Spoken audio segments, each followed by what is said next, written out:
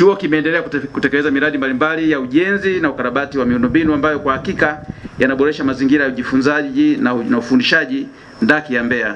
Ni ujenzi wa zahanati ya ndaki ya Mbeya, kwamba mradi huo tumeukamilisha wa zahanati ya ndaki ya Mbeya ambao umegharimu jumla ya shilingi za Kitanzania milioni 465.7, na kwa sasa zahanati hii inaanza kutoa huduma na imeshaanza kutoa huduma za afya kwa wanamzumbe na jamii inayozunguka hapa chuo kikuu Mzumbe ndaki ya Mbeya.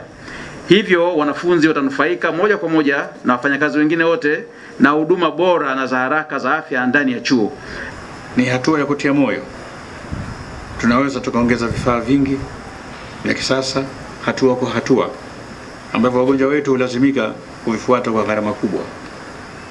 Tukifanya hivyo tutakuwa tunajenga ukaribu zaidi katika kuhudumia jamii yetu, jambo ambalo linakwenda vyema sana na kauli yetu inasemayo tujifunze kwa maendeleo ya jamii. Vile vile tunaweza kuzianzisha program zinazohusiana na utamaduni na hasa na utawala na uongozi katika huduma za afya. Afya ndio msingi wa maendeleo yetu. Matukio nchi yetu iliyopitia hivi karibuni nayo yanakuwa sehemu ya darasa letu la dunia la uvumilivu, usikivu, ufahamu na ubunifu. Tusilidharau darasa hili. Tujifunze na kuchangia katika mabadiliko na maendeleo ya jamii na taifa letu.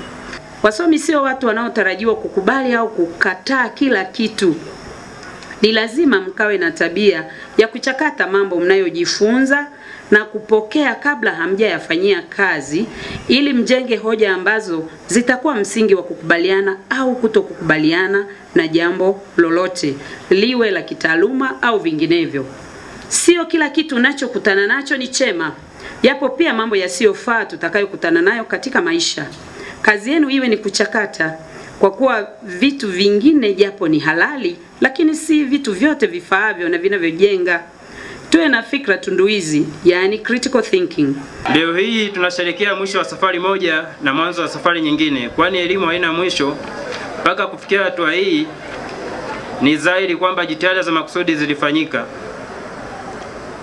Kwa wahitimu wenzangu, umoja na ushirikiano wetu ndio ilikuwa chachu ya mafanikio yetu.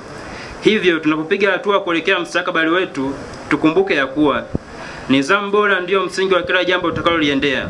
Tukaendelee kuwa na ushirikiano, roho thabiti, jitihada, akili wazi na maadili, kwani hizi ndizo funguo halisi za mafanikio.